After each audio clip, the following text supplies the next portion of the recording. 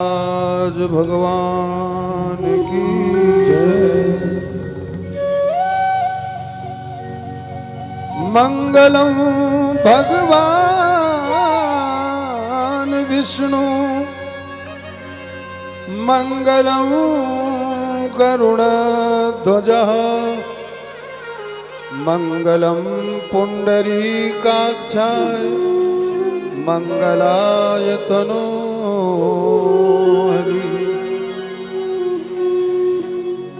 मंगलम भगवान शंभो मंगलम वृषभध्वजा मंगलम पार्वती नाथाय मंगलाय तनोहर। श्री परम वृंदावन बिहारी भगवान श्री मुरलीधर कलवेणु वादन परे, जिनकी मुरली की आवाज, जिनकी बंसी की आवाज जगत के अरिष्ट को शमन करती है, कर्ण रसायन है,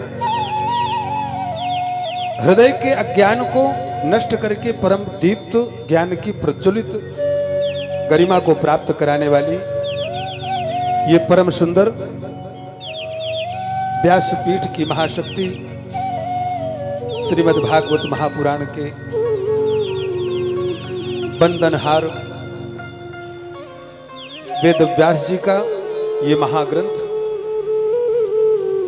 जिसको श्रवण करने मात्र से अज्ञानता दूर होती है।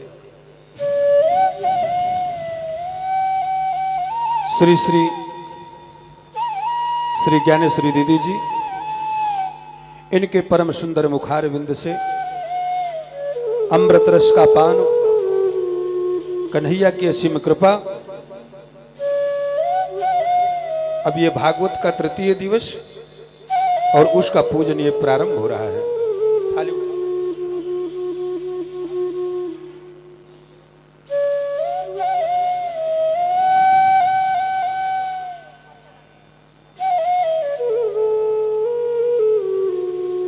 हरि ओम ओम अपवित्रः पवित्रो वा सर्वावस्थांगतोऽपि वः यः स्मरेत् पुंडरीकाक्षं शवायाभ्यन्तरः शुचिः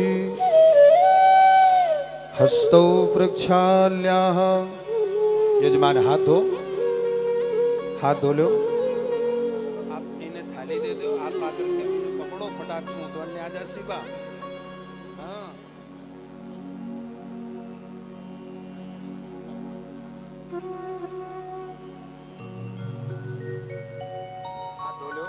यजमाना हस्तौ प्रक्षाल्याः, हाथ में चावल पुष्प लो। भगवान श्री नारायण का ध्यान करें। शशंख चक्रम शकरीट कुंडलम सपीत वस्त्र सरसेरुहेक्षणम सहार वक्ष स्थल कौस्तुभश्रियं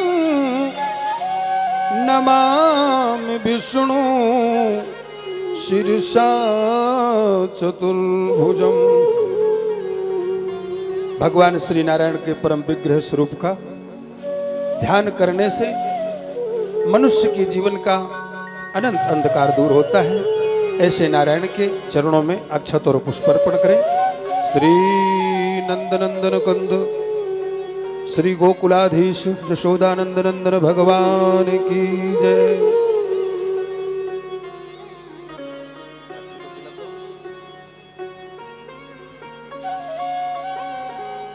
विष्णु रूपाय यद व्यासो व्यासम विष्णु रूपता तस् व्यास स्वरूपाय प्रणमम् नमोस्तुते। परम व्यास जी भगवान कहते हैं कि भागवत जो पुराण है वो स्वयं मेरा स्वरूप है और मेरा स्वरूप ही व्यास है। ओम मालित्यादि सुगंधीनि मालित्याधीनि वै प्रभो मया हृतानि पुष्पाणि ग्रहाणं परमेश्वरः।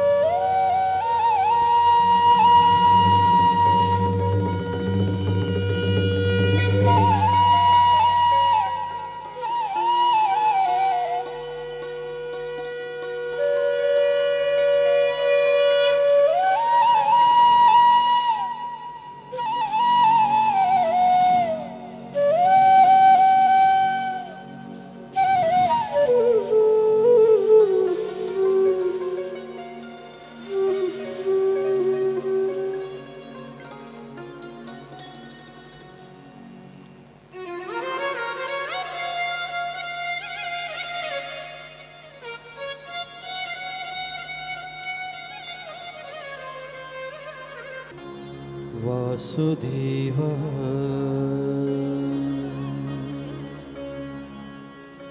स्वस्ति श्री गणेशाय नमः। श्री सरस्वती नमः। श्री गुरुभ्यो नमः।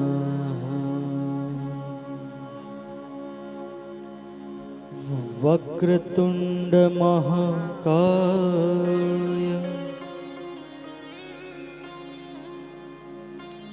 कोटि सूर्य समप्रभ निर्विघ्नं कुरु मे देव शुभकार्येषु सर्वदा।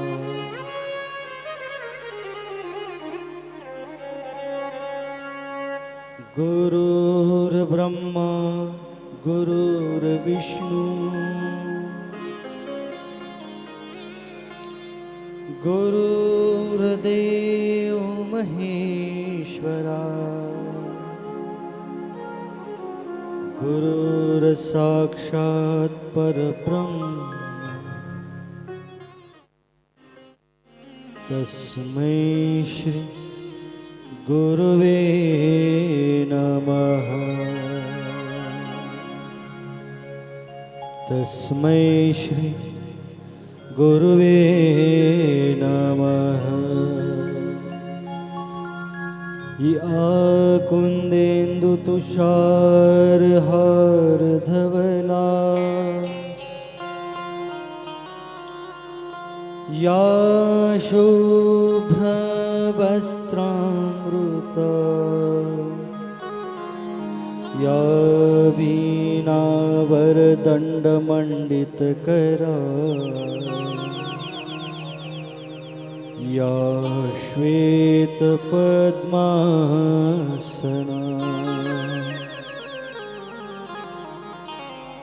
या ब्रह्माच्युतशङ्कर प्रभृतिभिः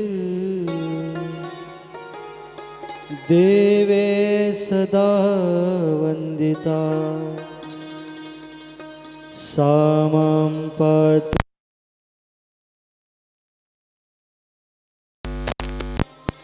निःशेषजायपः।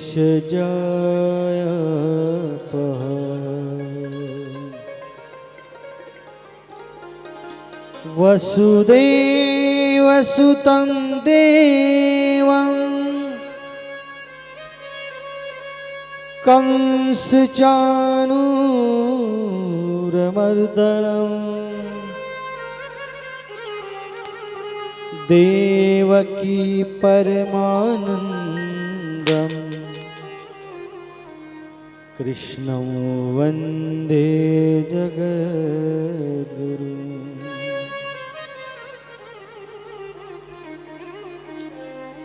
सच्चिदानन्द स्कन्दरूपाय विश्वोत्पत्त्यादिहेतवे तापत्रयविनाशाय श्रीकृष्णाय वयं नमः। महायोगपीठे तटे भीमरथ्यां वरं पुण्डरीकायं दातुं मुनीन्द्रैः समागत्य तिष्ठन्तमानन्दकन्दम्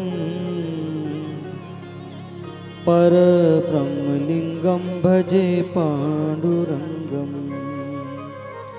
कलावज्ञजियोधरार्थावतारम् कलाङ्काङ्कतेजोधिकामोदिवक्त्रम् खलाणीशवादपनोर्दाहदक्षम् समाधिस्थमूर्तिं भजे ज्ञानदेवम्। समाधिस्थमूर्तिं भजे ज्ञानदेवम्।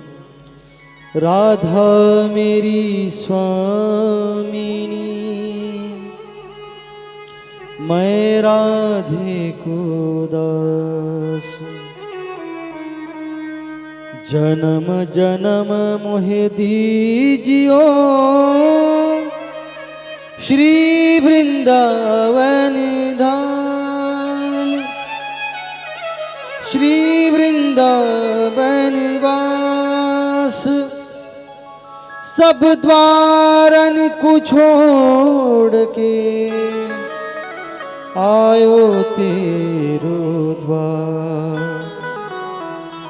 श्री वृषभानु की लाडली मेरी ओर निहार। मेरी ओर निहार। मेरी ओर निहार। प्रारंभ होत है कथा को सुनो मेरे बाबा खाटू श्याम।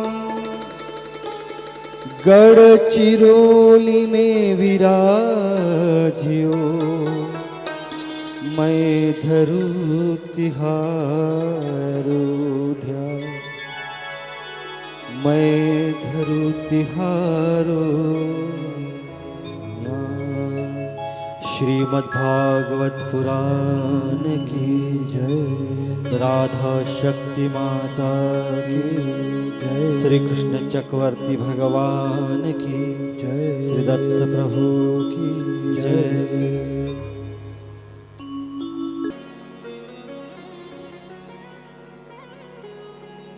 अनंत कोटि ब्रह्मांड नायक सद्गुरु श्री विठ्ठलनाथ जी भगवान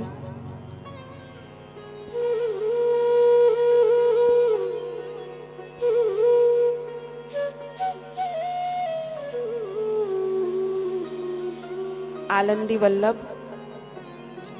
ब्रह्मनिष्ठ संत श्री ज्ञानेश्वर माऊली विश्ववंदनीय जगतगुरु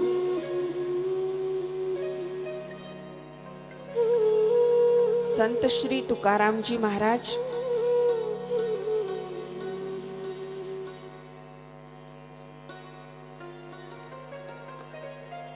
ब्रह्मलीन वंदनीय श्री राष्ट्रसंत तुकडोजी महाराज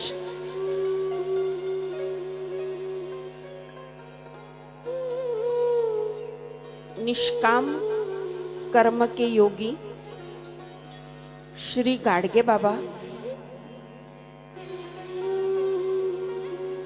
सकल संतों के चरणारविंद में प्रणाम करते हुए, अभिवादन करते हुए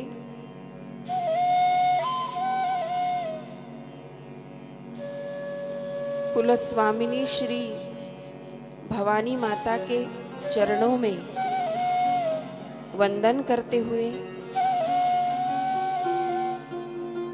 श्रीमद् भागवत कथा श्रवणपान करने हेतु पंडाल में उपस्थित आप सभी दिव्य आत्मा, श्रोतागण, भक्त परिवार, आप सभी उसी जगदीश्वर परमात्मा के अंश हो ऐसा समझकर सबसे पहले आपके चरणों में कोटि कोटि अभिवादन करती हूँ और सत्र की सेवा को आरंभ करती हूँ।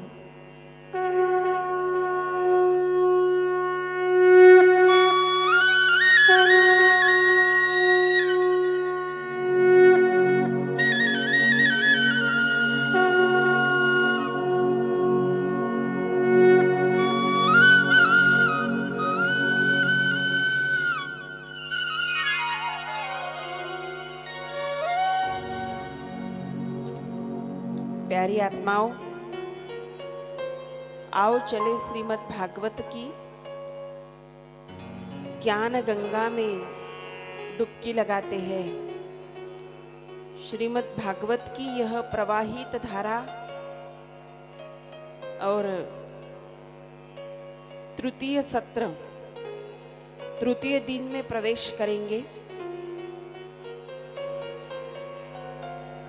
कल के सत्र में हमने सुना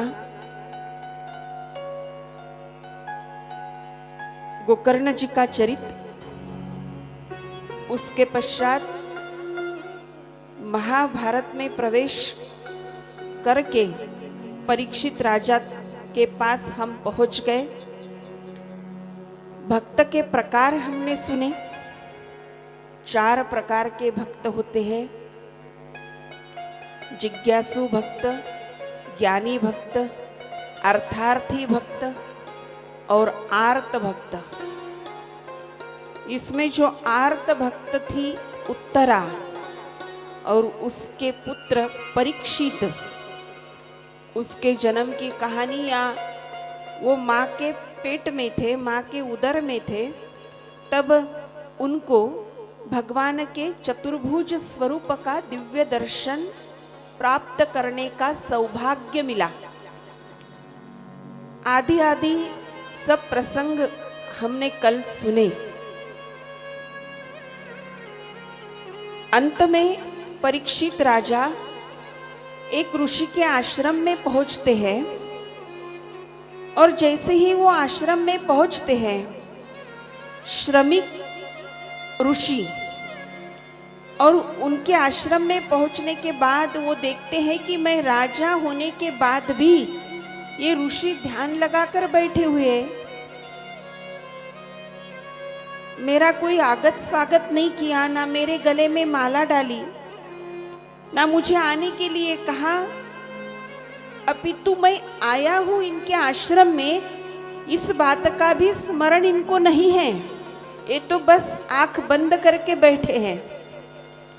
तो क्रोधित हो गए परीक्षित राजा और तीर निकाला, इधर उधर देखा क्या करूं। तो एक मरा हुआ सांप पड़ा था, तो तीर के नोक पर उस सांप को उठाया और ऋषि के गले में डाल दिया, श्रमिक ऋषि के गले में डाल दिया। अब जैसे ही ये घटना, ये प्रसंग उनके पुत्र श्रृंगी जी को पता चली, तो उन्होंने जलांजलि देकर श्राप वाणी का उच्चारण अपने मुख से किया और वो कहते हैं कि जो कोई भी है जिन्होंने मरा हुआ सर्प डालकर मेरे पिताजी का अपमान किया, वो 7वें दिन तक्षक नाग के डस जाने के बाद मरेगा, या उसे 7वें दिन तक्षक नाग का दंश होगा और उसी में उसकी मृत्यु होगी। यहां तक हम पहुंच गए थे कल के सत्र में। अब सोचने की बात यह है प्यारी आत्माओं कि तक्षक का दंश सिर्फ परीक्षित राजा को ही नहीं, हम सबको होने वाला है। काल रूपी तक्षक, और इस काल रूपी तक्षक का दंश सिर्फ अकेले परीक्षित राजा को ही नहीं, हम सबको होने वाला है। हाँ, परीक्षित राजा सोचते हैं कि मेरे पास 7 दिन बचे हैं, 7वें दिन मुझे तक्षक नाग का दंश होगा, मुझे तक्षक नाग डसेगा और मैं मरूंगा। 7 दिन मेरे पास है। मृत्यु का भय नहीं था, अपितु भय इस बात का था कि 7 ही दिन मेरे पास बचे हैं। अब 7 दिन में मैं मेरा उद्धार, मेरे उत्थान का मार्ग मैं कैसे खोजूं? अब 7 दिन में मैं ऐसा क्या करूं कि मेरा उद्धार होवे? मुझे मुक्ति का मार्ग इन 7 दिनों में कैसे प्राप्त होवे? इस बात की चिंता थी, ये समस्या थी। 7वें दिन मृत्यु ये समस्या नहीं थी, लेकिन 7 दिन में मैं मुक्ति का मार्ग कैसे खोजूं, ये समस्या थी। और इसीलिए श्री शुकदेव जी के साथ भेंट होती है। अब शुकदेव, जिनको कहा जाता है वैराग्य चूड़ामणि, जो कृष्ण द्वैपायन श्री व्यास जी के पुत्र है, इनके भी जन्म की बड़ी अद्भुत कहानी है, इनके भी जन्म की बड़ी अद्भुत कथा है।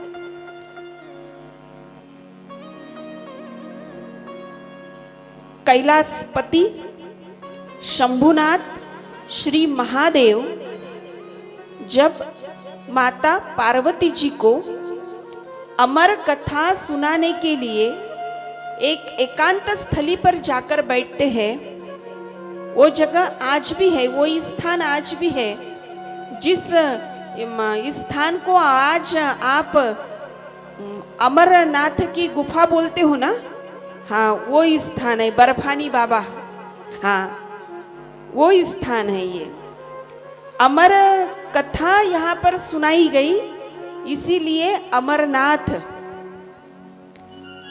अब जैसे ही इस एकांत स्थली पर आते हैं और माँ पार्वती जी को कथा सुनाते हैं महादेव शंभू बाबा,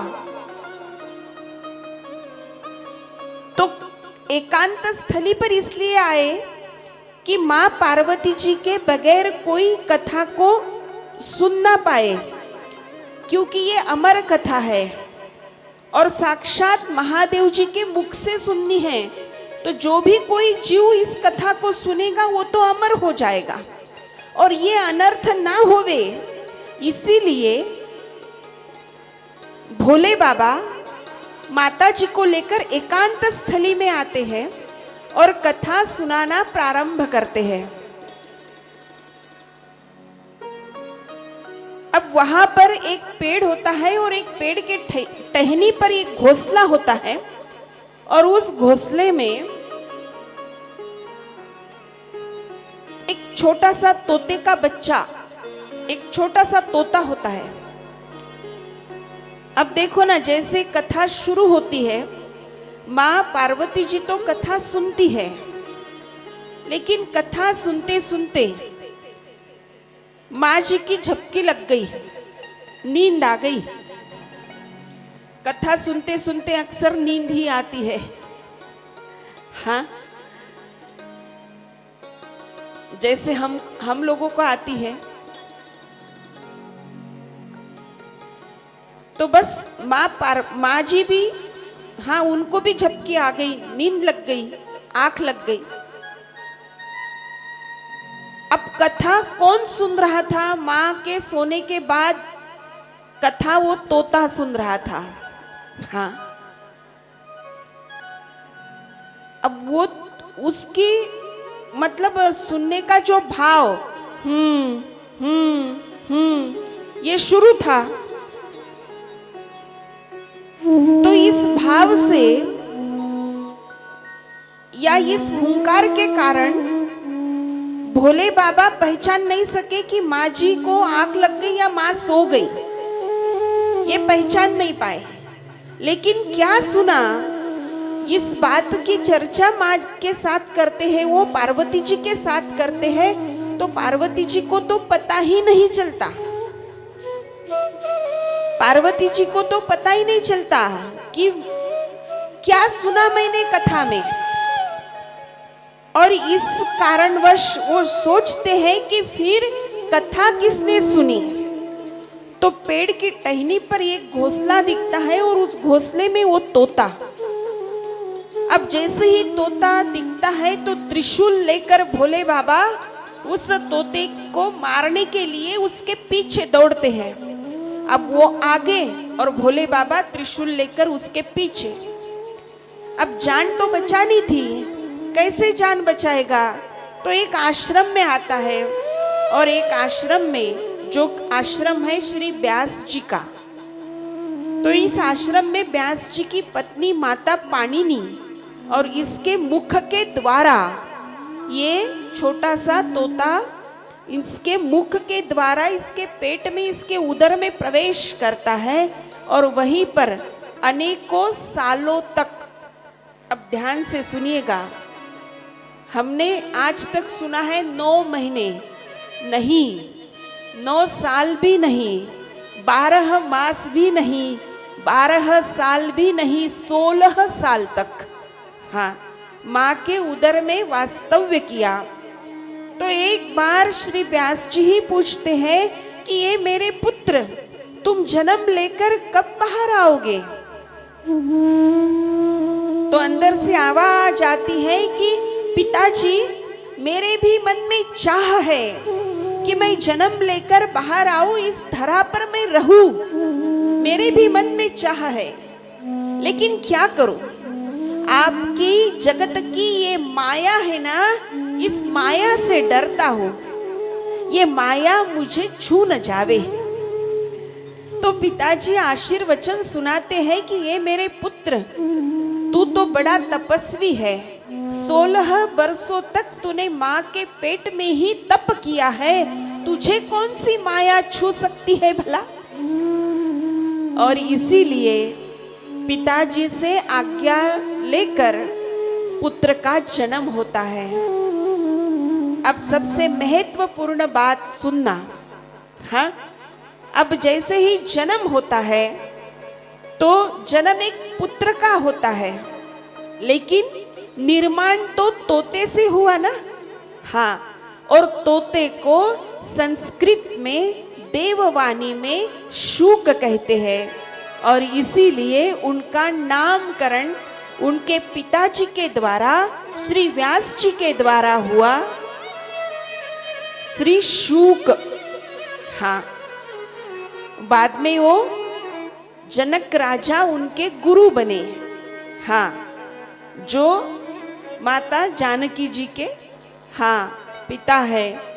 जनक राजा उनके गुरु बने और बाद में वो बन गए शुक्राचार्य।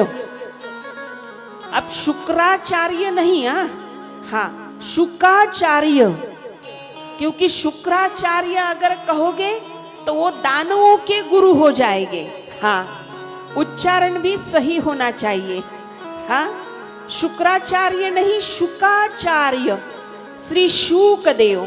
और इसीलिए मान्यता है कि हमारी कथा में तोते महाराज को लाया जाता है, जैसे हमारे पंडाल में तोते महाराज है, हाँ, विराजे है, कल से उनकी उपस्थिति है हमारे पंडाल में। ये इस बात के लिए कि संस्कृत में तोता माने शुक, और उन्हीं तोते से ही उनका जन्म हुआ, और इसीलिए मान लो हमारे पंडाल में, हमारे व्यासपीठ पर मान लो शुकदेव ही उनके रूप में विराजे हैं, इसीलिए ये मान्यता है, हाँ, कि यहाँ पर हम तोते महाराज जी को लेकर स्थापित करते हैं या उनको हर रोज लाते हैं व्यासपीठ के ऊपर, ये कारण इस बात का है, हाँ। तो श्री शुकदेव जी और उनके मुखारविंद से अब जनक राजा ने शिष्य स्वीकार किया। बहुत बड़ी एक एक परीक्षा लेने के बाद श्री जनक राजा कहते हैं कि हाँ शुक, मैं तुझे मेरा शिष्य स्वीकार करता हूँ। जाओ, जो तेरी मर्जी है भगवत भक्ति का प्रचार करो जगत के अंदर, इस ब्रह्मांड में, इस विश्व में। तो पिताजी आज्ञा देते हैं कि अभी अभी ये श्रीमद् भागवत महापुराण का निर्माण हुआ है, मैं चाहता हूं कि तू इसका ही प्रचार करे। और जैसे ही निकलते हैं तो श्री परीक्षित राजा से भेंट होती है, और परीक्षित राजा के मन की जो समस्या है, हाँ क्या समस्या है कि 7 दिन में मुझे मुक्ति का मार्ग कैसे मिलेगा, मेरे पास तो 7 दिन ही बचे हैं महाराज, मैं क्या करूं। तो शुकदेव कहते हैं कि आओ परीक्षित, ये श्रीमद् भागवत का महापुराण, ये श्रीमद् भागवत की कथा 7 दिन में सुनने का प्रयास कर, ताकि तुझे 7वें दिन मुक्ति मिले। अब यहाँ पर एक और बात सोचने वाली है, एक और प्रश्न यहाँ पर उठता है कि ठीक है भाई, परीक्षित जी की तो व्यवस्था हो गई और उनको तो पता भी था कि 7 दिन मेरे पास है, हाँ, लेकिन हमारा क्या प्यारी आत्माओं, हाँ, उपस्थित देवियों और उपस्थित सज्जनों, हमारा क्या, न कि हमें पता है कि हमारे पास कितना समय शेष है, हाँ, उनके पास तो शुवर 7 डेज अवेलेबल, हाँ, उनके पास तो शुवरली वो तो कह सकते थे कि हाँ 7 दिन मेरे पास है, लेकिन हमारे पास ना 7 दिन की गारंटी है कोई, ना 7 मिनटों की कोई गारंटी है हमारे पास, हाँ। और इसीलिए केवल एकमात्र परीक्षित ही 7वें दिन मरने वाले नहीं थे, ध्यान से सुनिएगा, केवल एकमात्र परीक्षित ही 7वें दिन मरने वाले नहीं थे, अपितु हम सब 7वें ही दिन मरने वाले हैं, हाँ, हम सब, क्योंकि पंचांग में तो 8वां दिन ही नहीं आता, हाँ, हर दिन पहला और हर दिन 7वां, हाँ, हर दिन 7वां, कोई भी मरेगा तो 7वें ही दिन मरेगा, हाँ, कोई भी मरेगा, हम हो या आप हो, किसी की भी मृत्यु होगी तो 7वें ही दिन होगी।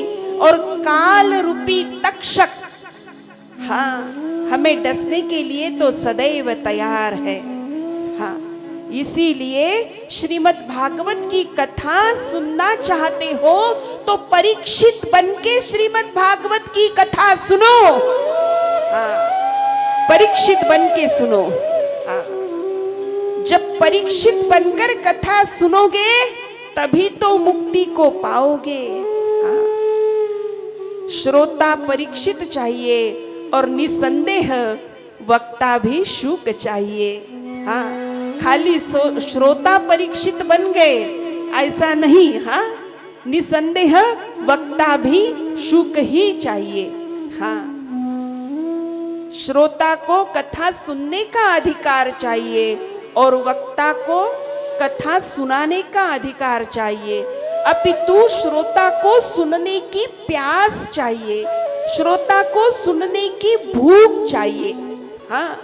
भोजन कितना भी स्वादिष्ट हो, लेकिन पेट के अंदर भूखी नहीं महाराज, तो भोजन का क्या स्वाद पाओगे, हाँ, कितना भी स्वादिष्ट भोजन, हाँ। एक राजा ने अपने मित्र के लिए बहुत बड़ी मेजबानी रखी, बहुत बड़ी दावत रखी, और वो मित्र आ गया उनके टेबल पर, चांदी की थाल और सब कुछ व्यंजन ही व्यंजन, और वो राजा पूछ रहे कि करो, आओ शुरू करो भोजन, आरंभ करो भोजन। तो वो मित्र कहते हैं राजा को कि राजा मैं क्या करूं, थाल जो परोसी है सामने, एक एक व्यंजन को निहारते हुए वो राजा का मित्र राजा को कहता है कि क्या करूं राजा, वो रहती तो बड़ा मजा आता, वो रहती तो बड़ा मजा आता, हाँ। राजा बोलते क्या नहीं है, देखते हैं रबड़ी नहीं है, तुरंत मंगाओ रबड़ी। बाद में फिर भी वो मित्र कहता है वो रहती तो बड़ा मजा आता। क्या नहीं है? बोले रसमलाई नहीं है तो मंगाओ रसमलाई। हाँ, लेकिन फिर भी एक एक व्यंजन मंगाने के बाद भी वो अपने निर्णय पर ही थे, वो रहती तो बड़ा मजा आता, वो रहती तो बड़ा मजा आता। अब राजा चिंतित हो गए, परेशान हो गए, भाई आपकी वो क्या है बता दो। तो मैं तो उस समय से यही सोच रहा कि तू मुझे ये पूछे कि वो है कौन। वो मेरे पेट के अंदर की भूख है, भूख रहती तो बड़ा मजा आता। बोलो राधे राधे। राधे राधे। हाँ, भोजन कितना भी स्वादिष्ट हो लेकिन भूख ही नहीं है। हाँ, वक्ता कितने भी बड़े लाओ, हरिद्वार से लाओ, वृंदावन से लाओ, मथुरा से लाओ, लेकिन श्रोता के पास कथा श्रवण करने की भूख ही नहीं है तो कथा नहीं पचेगी महाराज। हाँ, और श्रोता कितना भी प्यासा बैठे लेकिन वक्ता के पास कथा सुनाने का अधिकार नहीं है तो फिर तो नहीं मेल जमेगा ना, श्रोता का भी नहीं और वक्ता का भी नहीं। हाँ, एक गांव में कथा शुरू थी, बहुत बड़ा कथा का आयोजन किया, बहुत बड़ा पंडाल, बहुत बड़ी सुविधाएं उस पंडाल के अंदर और बहुत बड़ा सब कुछ। राम कथा चल रही थी सौभाग्यवश।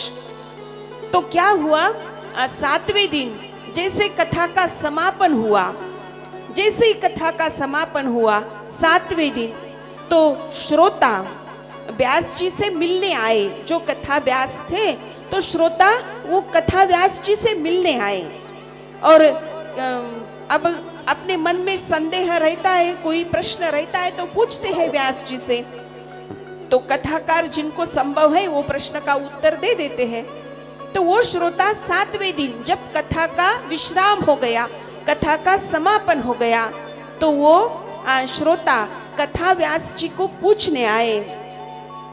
क्या पूछा उन्होंने पूछा कि आपके मुख से राम कथा मुझे बड़ी सुरस लगी। मैं सोचकर आया था कि 2 दिन ही सुनूं। हाँ, लेकिन अब तो मैंने 7 दिन की सुन ली। बड़ी सुरस लगी, बड़ी अच्छी लगी, आप बड़ा अच्छा सुनाते हो, ऐसा हो वैसा है, सब कुछ बोल दिया। और लास्ट में व्यास जी कहते प्रश्न क्या है आपका? तो वो कहता है 7 दिन आपके मुख से मैंने राम कथा तो पूरी सुन ली, लेकिन व्यास जी मैं ये समझ नहीं पाया राक्षस राम था या रावण था। तो व्यास जी ने बड़ा सुंदर उत्तर दिया।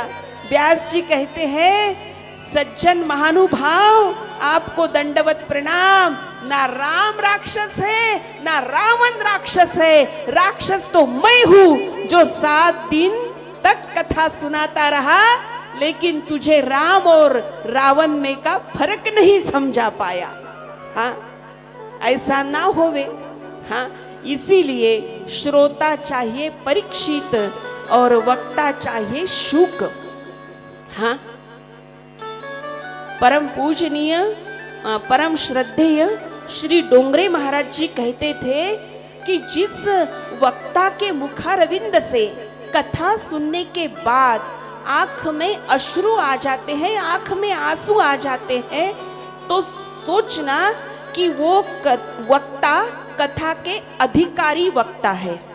हाँ, जिस वक्ता के मुखारविंद से कथा सुनने के बाद अगर आंख में आंसू आते हो तो समझना उस वक्ता को कथा कहने का अधिकार है। हाँ, ये वक्तव्य था श्री डोंगरे महाराज जी का। तो श्रोता चाहिए परीक्षित और वक्ता चाहिए शुक, तभी तो मुक्ति मिलेगी। हाँ, नहीं तो आज श्रोता कितनी कथा सुनी है हमने, कितनी कथा सुनी है। श्रोता को तो छोड़ो, वक्ता कितनी कथाएं हो गई। हाँ, 10 साल हो गए, 15 साल हो गए, 100 से ऊपर, 150 के ऊपर, लेकिन मुक्ति का मार्ग ना श्रोता को मिल पाया और मुक्ति का मार्ग ना वक्ता को मिल पाया महाराज। हाँ, ऐसा ना होवे। परीक्षित राजा ने एक ही कथा सुनी, शुक देव जी ने एक ही कथा सुनाई और परीक्षित राजा को मुक्ति मिल गई। हाँ, परीक्षित राजा के लिए पुष्पक विमान आ गया। हाँ, जरा सोच के बैठना, आपके लिए भी आ सकता है। हाँ, 7वें दिन सोचने लगे सब, पहले कहा होता तो हम नहीं आते कथा सुनने के लिए। हाँ, अगर आया सच में तो बैठोगे विमान में। हाँ, अरे आपकी तो छोड़ो, हम भी नहीं बैठेंगे। हम कहेंगे नहीं, दूसरे गांव तो इतनी कथाएं बुक कर चुके हैं, उनको क्या जवाब देंगे। हाँ, आपकी छोड़ो, हम भी नहीं बैठने के लिए तैयार। हाँ, इसीलिए प्यारी आत्माओं, बड़ा ही सुंदर प्रसंग है। 7वें दिन मृत्यु श्री परीक्षित राजा के सामने है। मृत्यु को सामने रखकर परीक्षित राजा कथा का श्रवण पान करते हैं। मृत्यु को सामने रखकर। हाँ, वक्ता कोई वक्ता अगर कथा सुनते हैं तो अपनी मृत्यु को सामने रखकर कथा सुननी चाहिए। हाँ, अपनी मृत्यु को सामने रखकर। हाँ, है थोड़ा सा कठिन। हाँ, एक्सपेरिमेंट बहुत कठिन है, क्योंकि हर किसी को पता है कि मैं मरने वाला हूं, लेकिन हर कोई इस बात को भुलाकर जीवन जीता है। ये सबसे आश्चर्य वाली बात है। हाँ, सबको पता है कि मुझे एक दिन तो मरना ही है, सबको पता है। हाँ, लेकिन इस बात को भूलकर सब जीवन जीने में व्यस्त है। ये सबसे आश्चर्य वाली बात है। हाँ, हम तो भूल गए कि हमें मरना है। जिस दिन हमारी मृत्यु को हम हमारे सामने रखेंगे, दावे के साथ कहती हूँ इस व्यासपीठ से, उस दिन से कोई पाप ही नहीं होगा जगत के अंदर। हाँ, कोई पाप नहीं होगा, विश्व में शांति होगी और एक बार फिर राम राज्य का निर्माण होगा इस धरा पर। जय श्री राम। हाँ, अब सबको पता है कि हम मरने वाले हैं। हाँ, और यही तो संसार का नियम है उपस्थित सज्जनों, यही तो संसार का नियम है। हाँ, हमने आज तक कितने शरीर धारण किए, कितने शरीर धारण किए हमने। कल हमने सुना 84 लाख योनियों के बारे में हमने कल सुना। हाँ, जारज, उद्बीज, स्वदेज, अंडज, ये सब उसके टाइप्स है, ये सब उसके प्रकार है। 84 लाख योनियों का वर्गीकरण इन 4 प्रकारों में किया है, जारज, अंडज, उद्बीज और स्वदेज। स्वदेज किसको बोलते हैं? जो जीव क्या कहे, द्वेज। द्वेज किसको कहते हैं? पसीना। हाँ, जो जीव पसीने से निर्माण होते हैं। देखो आप कोठिया भर के अनाज रखते हो ना। हाँ, कोठिया भर के अनाज रखते हो ना, गेहूं रखते हो, चावल रखते हो। हाँ, तो वो अगर हमने रख दिए एक बार भर के, तो देखो उसके अंदर छोटे छोटे कीड़े हो जाते हैं। हाँ, तो है स्वदेज, जो पसीने से तैयार होते हैं, पसीने से निर्माण होते हैं। बाद में है उद्बीज, जो बीज से निकल आते हैं, उद्बीज।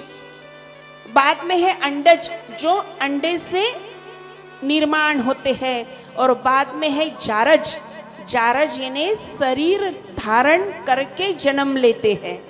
हाँ, स्वदेज, जारज, उद्बीज और अंडज, इन 4 प्रकारों में 84 लाख योनि का वर्गीकरण किया हुआ है। हाँ, 9 लाख जलचर प्राणी, जलचर अर्थात जो पानी में रहते हैं, जो जल में चर करते हैं, जो जल में निवास करते हैं, 9 लाख।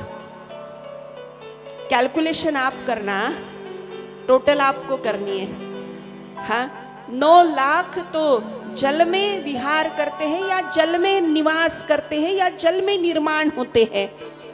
अब 20 लाख जो पेड़ पौधे हैं, उसके बाद 10 लाख जो पंछी है, उसके बाद 4 लाख जो पशु है, और उसके बाद 11 लाख वो है छोटे छोटे कीड़े मकोड़े। हाँ, 9 लाख, 20 लाख, 10 लाख, 30 लाख, 4 लाख और 11 लाख, ये है पूरा वर्गीकरण 84 लाख। अब ये बताने का तात्पर्य ये है कि इन 84 लाख योनि में हमने जितने शरीर धारण किए, क्या वो शरीर टिक पाए? हाँ, सब शरीर को छोड़ना पड़ा और फिर नया शरीर धारण करना पड़ा। जब एक शरीर को छोड़ते हैं तो उसे मृत्यु कहते हैं, और जब दूसरे नए शरीर को धारण करते हैं तो उसे जन्म कहते हैं। हाँ, कितना सरल और सटीक है। हाँ, अरे शास्त्र तो बहुत सरल है प्यारी आत्माओं, शास्त्र तो बहुत सटीक है, हमने उसे क्लिष्ट बना दिया। हाँ, हमने उसे क्लिष्ट बना दिया, हमने उसे कठिन बना दिया। हाँ, एक वस्त्र जैसे फट गया, एक वस्त्र जैसे पुराना हो गया, एक वस्त्र जैसे जीर्ण हो गया, तो हम क्या करते हैं? वो पुराना वस्त्र छोड़ देते हैं और नया वस्त्र परिधान करते हैं। ठीक उसी तरह हमारी आत्मा हर बार नए शरीर को, पुराने शरीर को छोड़ती है और नए शरीर का धारण करती है। अब आत्मा पुराने शरीर को छोड़ती है, इस प्रक्रिया को मृत्यु कहा जाता है, और आत्मा जब नए शरीर को धारण करती है तो उस प्रक्रिया को जन्म कहा जाता है। खाली एक बात समझ में आई, खाली हमने शरीर छोड़े और शरीर धारण किए, आत्मा तो वही है। हाँ, आत्मा तो वही है। हर जन्म में अलग अलग क्रिया कर्म के संस्कार इस आत्मा पर होते हैं। हर जन्म में ये जीव जिस तरह इस जीव का वर्तन रहता है, उस तरह हर जन्म के संस्कार इस आत्मा पर केंद्रित हो जाते हैं, इस आत्मा के संग रहते हैं, इस आत्मा के साथ रहते हैं संस्कार, और इसी जन्म जन्म के संस्कारों से हमारा स्वभाव बनता है। हाँ, म्हणूनच आपण म्हणतो महाराज, स्वभावाला औषध नाही। हाँ, हा एका जन्मातला स्वभाव नाही, हा जन्मा जन्मापासून मिळालेला स्वभाव है। हाँ, जो कोई हम कृत्य करते हैं तो वो इस जन्म का नहीं होता, इस जन्म के संस्कार वश नहीं होता, वो पिछले जन्म के संस्कार वश भी हो सकता है। हाँ, हमारा स्वभाव। हाँ, और इसीलिए इस सारे के सारे हम यहाँ, हमारी मृत्यु, बस इस बात को अगर हम समझ ले तो ना हमें दुख होगा और ना हमें सुख होगा। हाँ, बस एक दिन तो जाना है, बस परिवर्तन संस्कार का नियम है, संसार का नियम है। सूरज अगर उगता है तो सूरज का भी अस्त होता है, चंद्र अगर उगता है तो चंद्र का भी अस्त होता है, बीज है तो बीज से वृक्ष बनता है, तो फिर उस वृक्ष से बीज तैयार होती है। हाँ, ये तो है ही। और इसीलिए एक दिन, बस इसीलिए जीवन में आपने नाम सुना होगा श्री मुनि तरुण सागर जी। हाँ, नाम सुना होगा। अब वो नहीं रहे, लेकिन उनकी कड़वे प्रवचन उनके बहुत प्रसिद्ध है।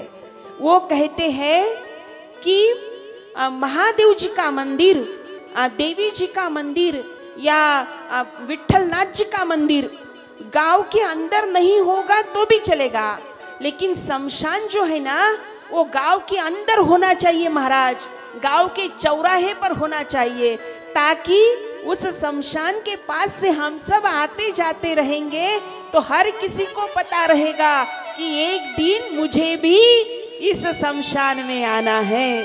हाँ, मंदिर तो गांव के कितने भी दूर हो हम तो चले ही जाएंगे, लेकिन शमशान की जगह गांव के अंदर होनी चाहिए। हाँ, हर किसी को अपनी मृत्यु का स्मरण होना चाहिए, हर किसी को। हाँ, मृत्यु ये कभी नहीं सोचती कि आपका कार्य पूरा हुआ या नहीं हुआ। हाँ, यही तो सबसे अचरज वाली बात है। साइंस ने कितने रिसर्च किए, हाँ, विज्ञान ने कितने रिसर्च किए, लेकिन जन्म और मृत्यु आज भी विज्ञान के अधीन नहीं हुआ। हाँ, ये जन्म और मृत्यु का जो है प्रसंग, ये जन्म और मृत्यु का जो है चैप्टर, वो विज्ञान से परे है। हाँ, वो विज्ञान से आगे है। हाँ, वो विज्ञान से आगे है। और इसीलिए कितनी भी भामाशाह यहाँ पर आए, सबको जाना पड़ा महाराज, सबको जाना पड़ा। हाँ, अपने बॉडी की 30 बार सर्जरी जिन्होंने की सुंदर दिखने के लिए, पता होगा शायद नाम आपको। हाँ, अपने बॉडी की विदेश में जा जाकर अरबों रुपए खर्च किए। हाँ श्रीदेवी जी, 30 बार ऑपरेशन किया बॉडी का, 30 बार सर्जरी की, 29 बार सर्जरी की अपने पूरे बॉडी की, खाली सुंदर दिखने के लिए। हाँ, कोटि रुपए अरबों रुपए खर्च कर दिए, लेकिन उन्हें भी एक दिन, हाँ, जाना पड़ा, उन्हें भी एक दिन जाना पड़ा। माइकल जैक्सन का नाम आपने सुना होगा। हाँ, the king of pop dance, the king of, हाँ, पॉप म्यूजिक, माइकल जैक्सन, आपने नाम सुना होगा। 95 की बात है, अपने महाराष्ट्र में आए थे वो, श्री माननीय श्री राज ठाकरे जी उनको लेके आए थे मुंबई में, और उनका बहुत बड़ा डांस का शो हुआ था। तब पूरे महाराष्ट्र को उनका परिचय हुआ था। हाँ, उन्होंने क्या, बड़ा उनका जीवन चरित्र बड़ा अद्भुत है।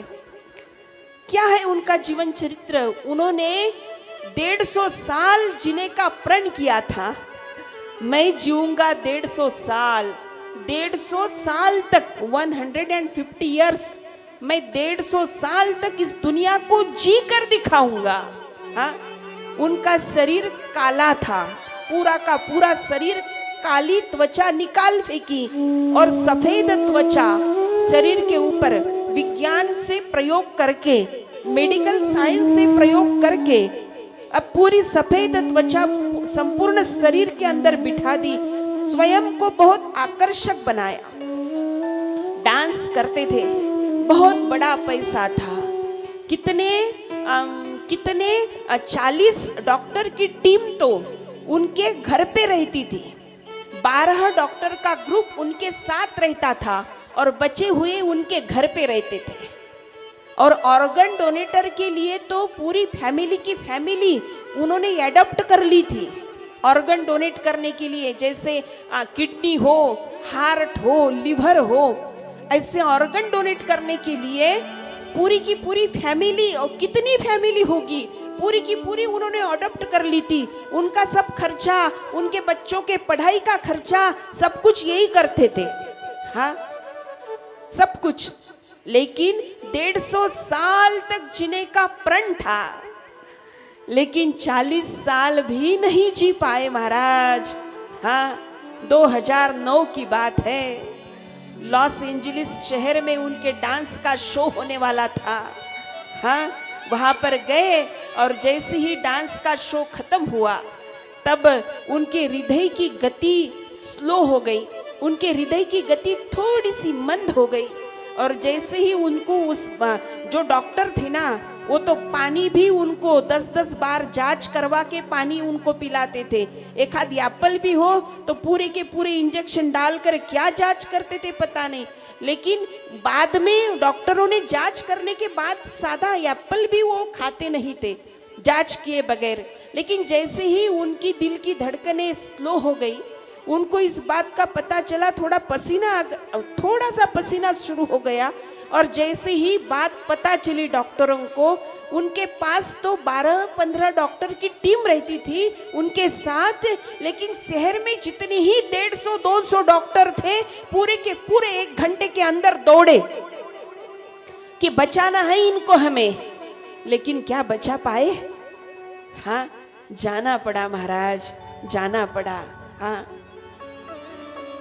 कौन से क्या क्या जीवन चरित्र आपको बताए। हाँ, स्टीफन हॉकिंग, महान बड़े साइंटिस्ट जिन्होंने स्पेस के बारे में बहुत बड़ा रिसर्च किया, स्टीफन हॉकिंग। हाँ, उनके तो पूरे के पूरे ऑर्गन निष्क्रिय हुए थे, ना पैर चल पाते थे, ना हाथ उठ पाते थे, आंख की रोशनी भी चली गई अंतिम समय में। लेकिन उस स्थिति में भी उन्होंने ये सर्च किया कि उनके मस्तिष्क में जो विचार रहते थे वो विचार स्क्रीन के ऊपर आ जाते थे। उनके मस्तिष्क में जो विचार रहते थे वो विचार स्क्रीन के ऊपर अपने आप टाइप हो जाते थे। इतना बड़ा विज्ञान और इतने बड़े विज्ञान के साइंटिस्ट, इतने महान शास्त्रज्ञ होने के बाद भी हाँ, उनको जाना पड़ा। और इसीलिए प्यारी आत्माओं, भागवत की कथा हमें ये सिखाती है।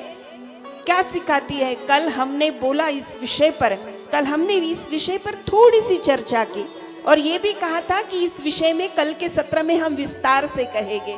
क्या सिखाती है श्रीमद् भागवत की कथा हमें? श्रीमद् भागवत की कथा हमें सिखाती है आर्ट ऑफ डाई, मरने की कला। हाँ, मरने की कला। जगत के अंदर, संपूर्ण विश्व में केवल मात्र एक ही महापुराण ऐसा है जिसका नाम है श्रीमद् भागवत। वो मनुष्य जीव को मरने की कला सिखाता है। अन्य कोई ग्रंथ नहीं है, अन्य कोई महापुराण नहीं है। हाँ, और इसीलिए ये प्रण कीजिएगा, ये संकल्प कीजिएगा कि जिस श्रीमद् भागवत की कथा में सुन रहा हूँ, उस श्रीमद् भागवत की कथा सुनने के पश्चात मेरी मृत्यु महोत्सव बने। हाँ, मेरे मृत्यु का भी उत्सव होवे। हाँ, मृत्यु का भी उत्सव। शब्द बड़े सुंदर है महाराज। हाँ, शब्द का सौंदर्य बड़ा सुंदर है। मृत्यु का महोत्सव।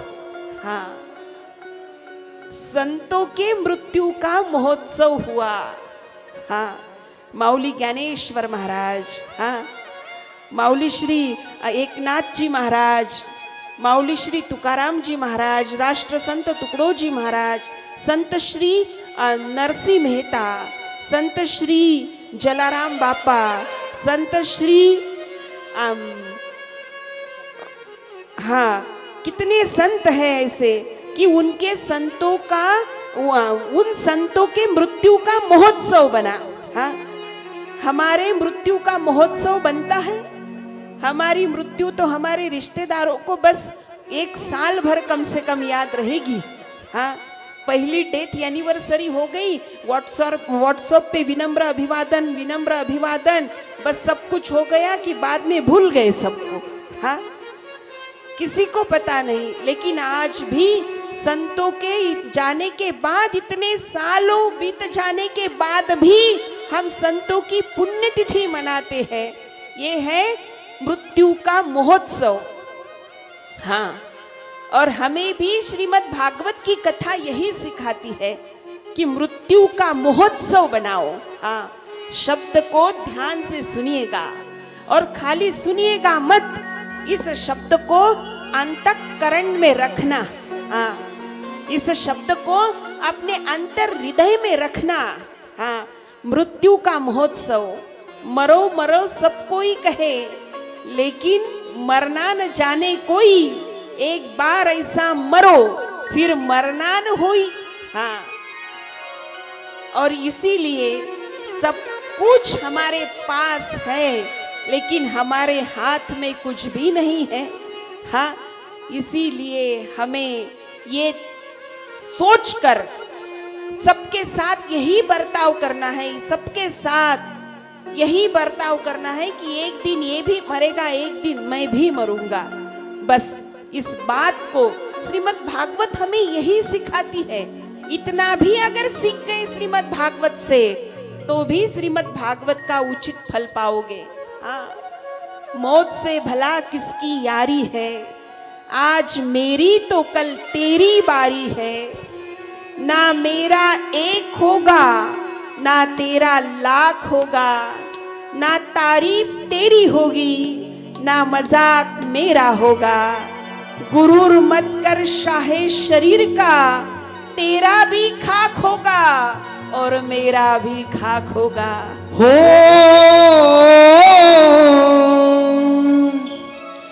सज धज के जिस दिन मौत की शहजादी आएगी,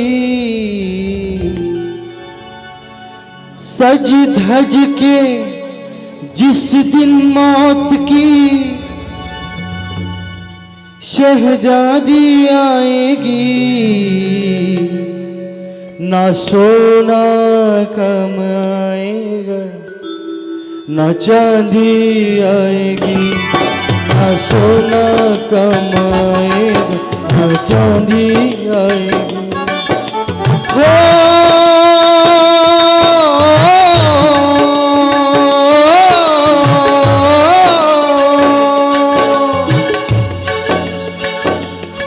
सज धज के जिस दिन मौत की शहजादी आएगी,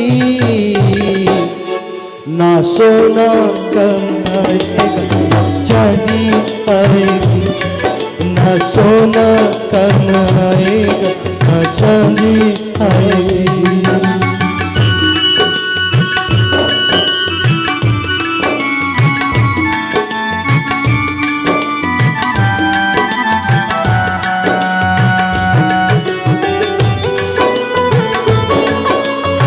जय श्री राम।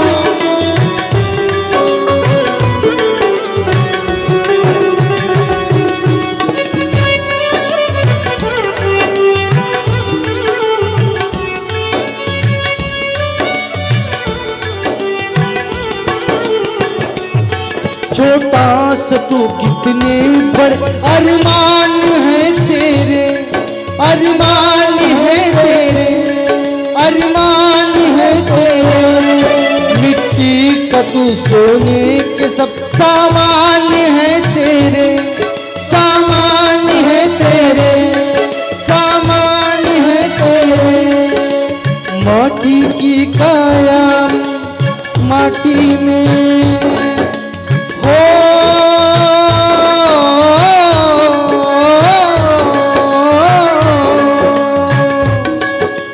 माटी की काया माटी में जिस दिन समाएगी, ना सोना ना सोना ना सोना कम आएगा ना चांदी आएगी, ना सोना कम आएगा ना चांदी आएगी। जय श्री राम।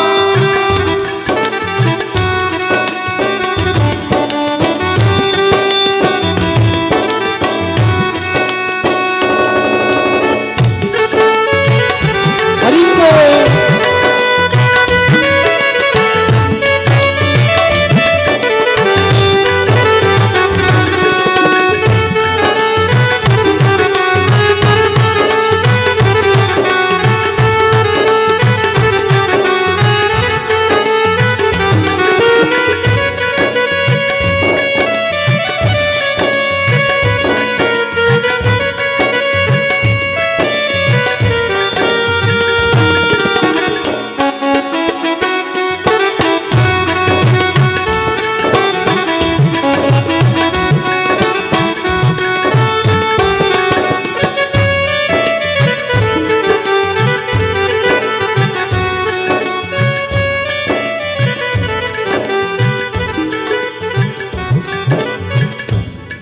धन दौलत से एक दिन तेरा खाली होगा हाथ, खाली होगा हाथ, खाली होगा। अंत समय फिर प्रभु का एक भजन चलेगा साथ, भजन चलेगा साथ। श्री राम जय राम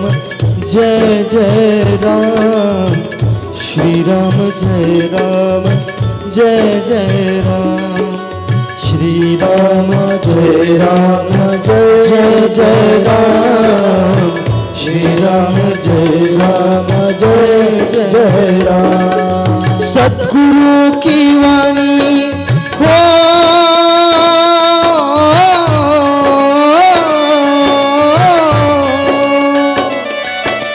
सद्गुरु की वाणी तुम्हें याद आएगी, ना सोना कम आएगा ना चांदी आएगी, ना सोना कम आएगा ना चांदी आएगी। सज धज के जिस दिन मौत की हो